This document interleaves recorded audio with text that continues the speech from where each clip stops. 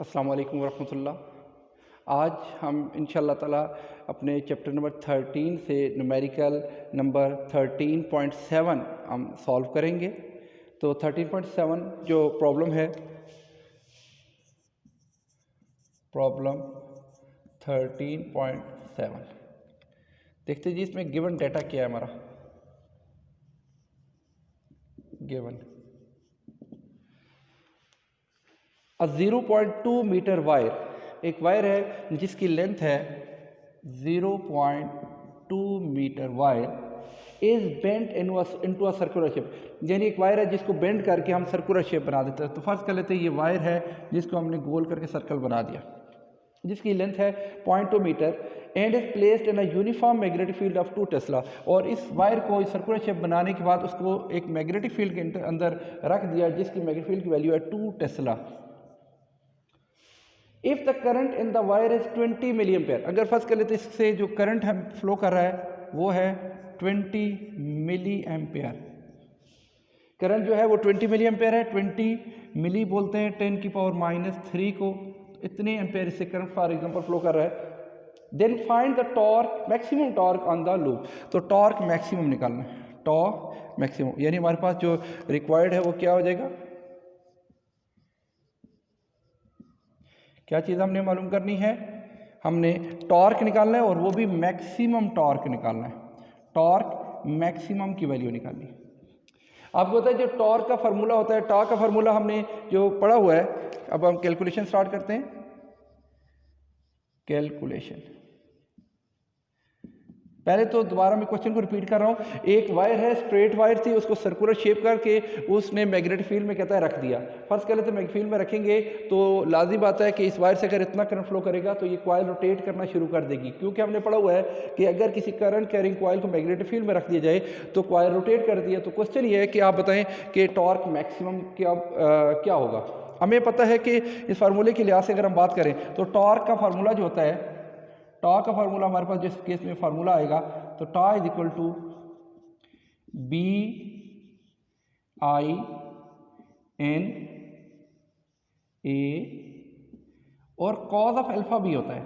लेकिन क्योंकि वो टॉर्क मैक्सिमम पूछ रहा है तो मैक्सिमम टॉर्क के लिए अल्फा की वैल्यू 0 होती है, तो इसलिए टॉर्क मैक्सिमम जो हो जाएगा वो हमारे पास सिर्फ और सिर्फ बी आई एन ए हो जाएगा। इसमें आप देखिए बी 2 टेस्ला है दिया हुआ है, आई करंट 20 मिली एम्पियर है दिया हुआ है, नंबर ऑफ टर्न्स क्योंकि वो कहता है एक ही वायर है उसको सर्कुलर फॉर्म में कन्वर्ट कर दिया तो एन नंबर ऑफ टर्न्स भी इसके दिए हुए, और ए जो है एरिया ऑफ द कॉइल वो जो है वो नहीं दी हुई है। तो एरिया ऑफ द कॉइल निकालने की कोशिश करेंगे। For area of coil, A of coil, आपको पता है कि कॉइल का जो एरिया होता है क्योंकि वो सर्कुलर फॉर्म में आ गया उसका फार्मूला होता है पाई आर स्क्वायर। आसान सा क्वेश्चन था, पाई आर स्क्वायर, पाई तो कांस्टेंट है लेकिन आर रेडियस। अब हमें ये नहीं पता कि इसका रेडियस कितना, हमें तो पता चला था कि एक वायर है उसको सर्कुलर फॉर्म में कन्वर्ट कर दिया गया। तो अगर सर्कुलर फॉर्म में कन्वर्ट कर दिया गया तो यहाँ से नहीं पता चलता कि उसका रेडियस कितना है। तो हमने पहले रेडियस निकालना है, रेडियस को फिर एरिया में निकाल के फिर इसके अंदर वैल्यू पुट करनी है। तो रेडियस निकालने के लिए where for radius, radius R निकालने के लिए क्या करते हैं, आपको पता है कि एक स्ट्रेट वायर थी उसको सर्कुलर फॉर्म में कन्वर्ट कर दिया गया। तो इसका मतलब ये हुआ कि जो उसकी वायर की जो लेंथ है वो किस में कन्वर्ट हो गई है जी, सर्कुलर फॉर्म में, तो 2 पाई आर बन गया। तो length is equal to circumference, यहाँ से हम आर की वैल्यू निकालते हैं तो आर बराबर हो जाएगा L over 2 pi, R is equal to what is L. Wire की लेंथ कितनी थी 0.2 डिवाइडेड बाई 2 पाई की वैल्यू 3.14। तो यूं हमारे पास रेडियस की वैल्यू आ जाएगी 0.2 डिवाइडेड बाई ब्रैकेट में 2 इंटू 3.14। तो आप देखिए आंसर आएगा हमारे पास 0.0318, 0.0318 ये रेडियस आ गया 0.0318। आगे भी है लेकिन इतने, ये हमारे पास इतने मीटर इस वायर का, इस जो कॉइल है इसका रेडियस आ जाएगा। ये रेडियस की वैल्यू अगर हम एरिया में डालें तो हमारे पास यहाँ पे एरिया की वैल्यू निकल आएगी। तो देयरफॉर एरिया कितना हो जाएगा, एरिया इज इक्वल टू पाई की वैल्यू 3.14 इंटू आर की वैल्यू 0.0318 का स्क्वायर। तो आप देखिएगा इस आंसर का स्क्वायर ले लेते हैं, मल्टीप्लाई बाय 3.14, तो हमारे पास जो आंसर आ जाएगा ये आ जाएगा 3.18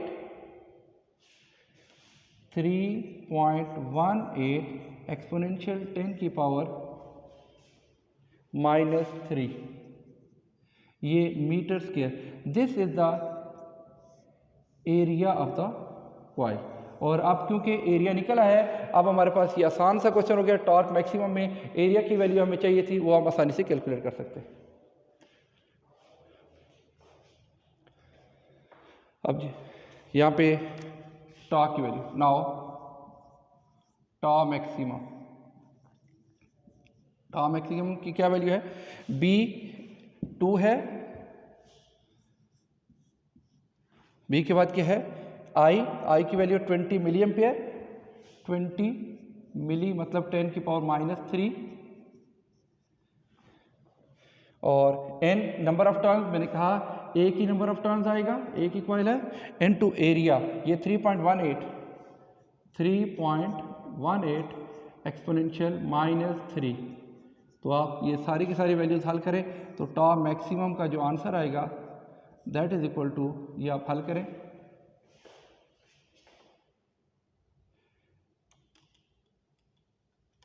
1.27 क्रॉस 10 की पावर -4, 1.27 एक्सपोनेंशियल 10 की पावर -4 न्यूटन मीटर। तो ये हमारे पास टॉर्क का एक सिंपल सा जो है वो रिजल्ट सामने क्लियर हो जाता है। तो यहाँ से अगर आप देखें तो हमें सिंपल से इस क्वेश्चन के अंदर एक ही जो चीज़ थी वो थी हमारे पास कि एक स्ट्रेट वायर है, उसको सर्कुलर फॉर्म में कन्वर्ट कर दिया, तो टॉर्क का क्वेश्चन हमने यहाँ से निकाला था। टॉर्क का फार्मूला BI/NA मैक्सिमम टॉर्क है, तो अल्फा 0 के BI/NA आ जाएगा। इसमें सिर्फ एरिया की वैल्यू चाहिए थी, एरिया πr² के बराबर हो गया। रेडियस नहीं पता तो हमें पता है कि एक स्ट्रेट वायर को सर्कुलर फॉर्म में कन्वर्ट करके तो L = 2πr सर्कमफ्रेंस के बराबर लेंथ हो जाएगी। तो R निकला है L/2π, ये R की वैल्यू निकाली पहले, उसके अंदर फिर एरिया की वैल्यू निकल आई, और जब हमने एरिया निकला है तो टॉर्क आसानी से निकला है। उम्मीद करता हूँ कि आज का न्यूमेरिकल आपको समझ आया होगा। एनीहाउ फिर भी कोई मसला हो तो आप ज़रूर कमेंट सेक्शन में मुझे जो है वो कमेंट कीजिएगा, और कोई भी मसला हो तो आप वहाँ से ज़रूर पूछ सकते हैं। इंशाअल्लाह ताला नेक्स्ट न्यूमेरिकल या नेक्स्ट टॉपिक के साथ आपके सामने हाज़िर होंगे। तब तक के लिए इजाज़त, अल्लाह हाफ़िज़, अस्सलाम वालेकुम वरहमतुल्लाह।